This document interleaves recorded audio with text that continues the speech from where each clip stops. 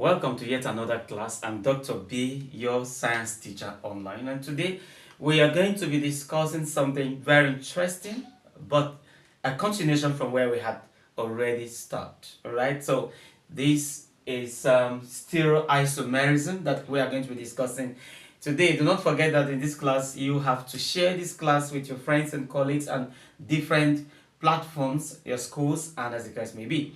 Now, also remember that when you share this class, let them know that they should subscribe. Subscription is free, no one charges you, but just do me that favor by subscribing onto this channel, Dr. B Science Classes. On Facebook is also Dr. B Science Classes, and tell them to follow.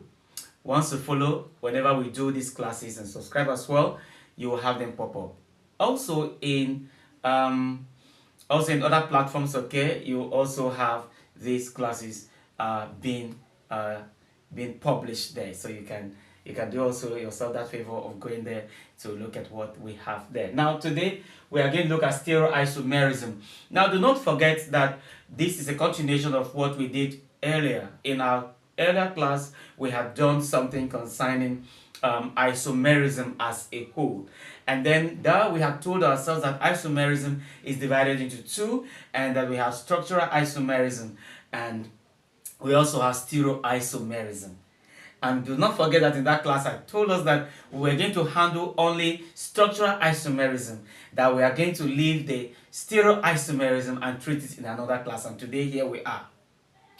So now we told us already that isomerism was a phenomenon where you have two or more organic compounds existing in this with the same structural formula but different, the same molecular formula but different structural formula. That is what we told ourselves, that the structural formula differences makes them isomers.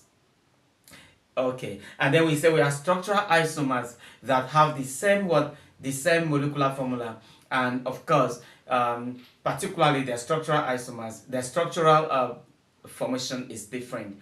And there we had told ourselves that under structural isomerism we have chain isomers, we have position isomers, and we also have functional isomers. That basically the functional position of the functional groups makes them different. Okay, now today we are going to look at stereoisomerism, and under stereoisomerism we'll be looking at geometric isomers. That means that stereoisomerism is divided into two: geometric isomerism and also optical isomerism. Today we will look at geometric isomers, and in another class we'll be looking at optical isomers. And that's why I said there is need for you to share this class, follow these online classes for you to get everything as far as different topics are concerned. So today we are going to look at geometric isomers, and in the next class we'll look at optical isomers. But what makes stereoisomerism different from structural isomerism? Because we know ordinarily that isomerism has to do with two or more different organic compounds having the same molecular formula but different structural formula. Now what makes stereoisomers different from structural isomers? It is simple. Structural stereoisomers deal or try to explain arrangement of or spatial arrangement instead at this situation of organic compounds. Okay, so it does not just talk about an ordinary structural arrangement, but it talks about a three-dimensional arrangement or a spatial orientation of atoms. That is what makes stereoisomerism different from structural isomerism. While structural isomerism is looking at the difference in terms of just the structure of organic compounds, the stereoisomers is looking at the spatial arrangement, orientation, or three-dimensional arrangement of the structure. That is what makes the difference. So one could just say that stereoisomerism simply defines two or more organic compounds with the same molecular formula, but different spatial arrangement orientation or different three-dimensional arrangement orientation of atoms or group of atoms around a carbon-carbon double bond or a ring structure or even a carbon atom surrounded by 4 different atoms. We must understand this, that this makes stereoisomerism very different from structural isomerism, even though all of them are talking about isomers. Okay, so the stereoisomerism simply defines a phenomenon whereby 2 or more organic compounds exist with the same molecular formula, but this time around different spatial orientation, or different spatial arrangement, or three-dimensional arrangement of atoms or group of atoms.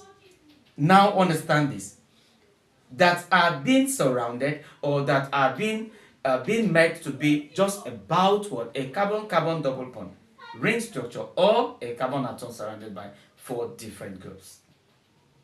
Which means that the isomers that are stereo in nature will either have their atoms about a carbon-carbon double bond, or about a ring structure, or about a scenario where each carbon atom is surrounded by 4 other atoms.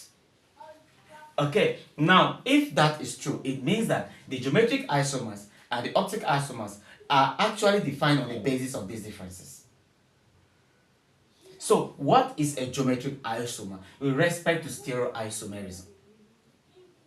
So a geometric isomer is actually an isomer, or is actually an organic compound that exists in 2 or different forms, such that these forms have the same molecular formula, but they have different spatial arrangement, all right, in terms of what? In terms of their structure.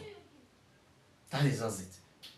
They have different spatial arrangement, or three-dimensional arrangement, in terms of what? Their structure.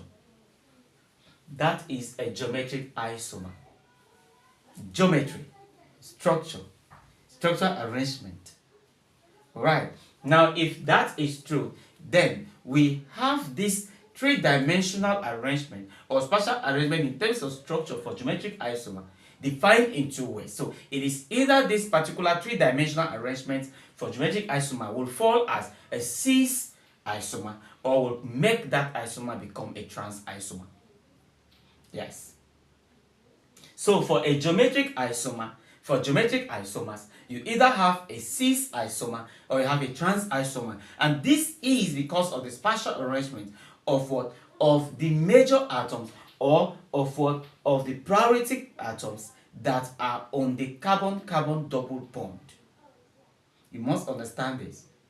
So if you are looking at a geometric isomer, you see it either as what? A cis isomer, or you see it as a trans isomer.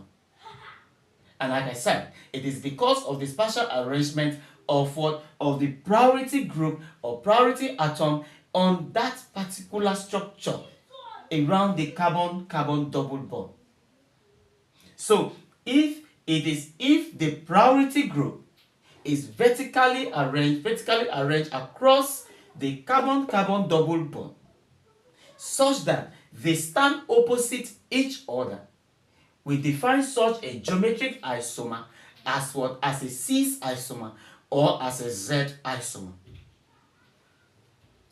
And if we take a look at this structure, which is a cis-2-butene, it is an alkene because it is having a double carbon bond. Sorry, a carbon-carbon double bond. So it is an alkene, an unsaturated hydrocarbon. Okay, so if you take a look at this partial arrangement of this, or three-dimensional arrangement of this particular organic compound, it is actually having 1, 2, 3, 4 carbon atoms. So it is what? A butene. Now, if you take a look at the arrangement, you see that it arranged in such a way that this group of methyl group are arranged vertically across and opposite each other. In that case, we define such a geometric isomer as a cis isomer or a Z isomer.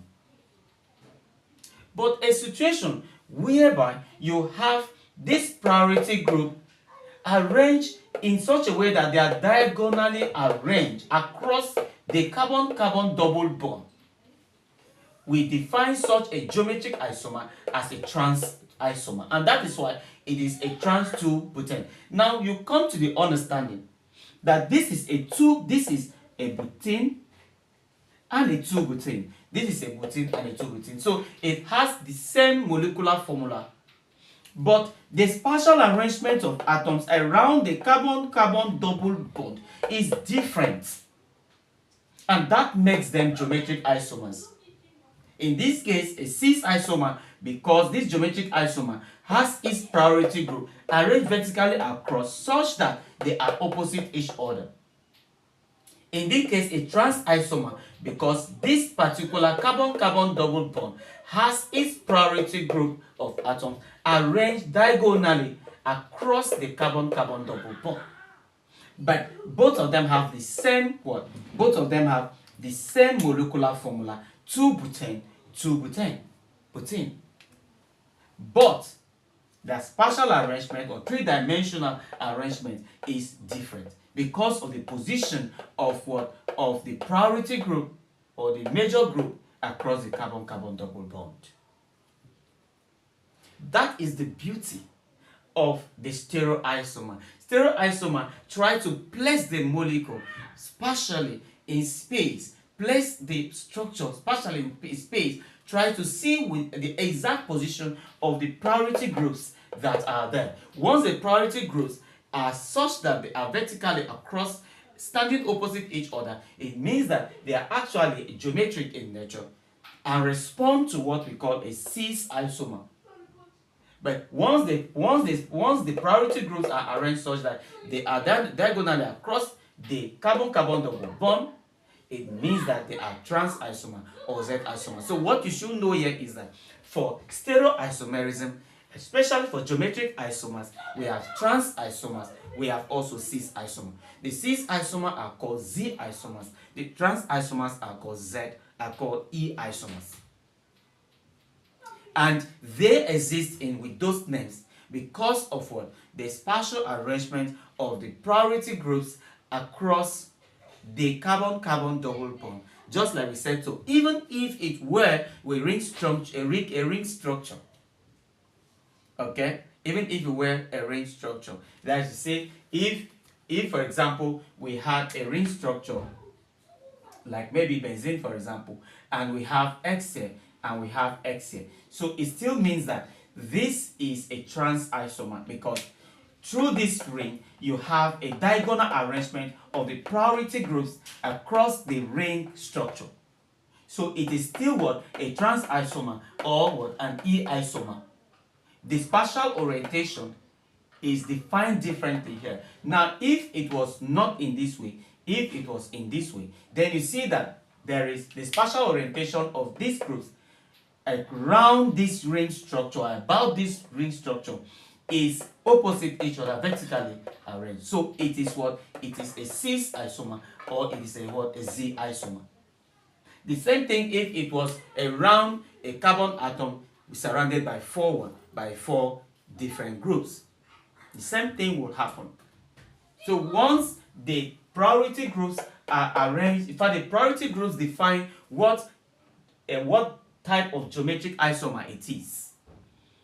That is just it. The priority group or the major atom that goes around about the carbon-carbon double bond or even the ring structure tells you what exact geometric isomer it is, whether it's a cis Z isomer or it is a trans E isomer. Now we can have also a good example of another one. Let me just put this off. So you have another example of geometric isomer defined either as a Z or defined as an E here. So let's look at this. You also have maybe a common example is this. Say you have this, and then say you have this. Now let's say here is chlorine and chlorine. Here is hydrogen. Here is let's say there is chlorine and here is chlorine and this is hydrogen. Now if you take a look at this is actually an ethene group, because this is supposed to be 1, 2, 3, 4 hydrogen. This is an ethene group. Okay, so you have only 2 carbon atoms, unlike the first one, butane, where you have 4 carbon atoms. So here is only 2 carbon atoms, so it's 1 and 2. And we have 2 priority groups that are about the carbon atom. If you take a look at this is 1 chlorine and this is 2 chlorine. So one will say this is 1, 2 chloroethene. And this is also 1 and 2, so this is also 1, 2 chloroethene.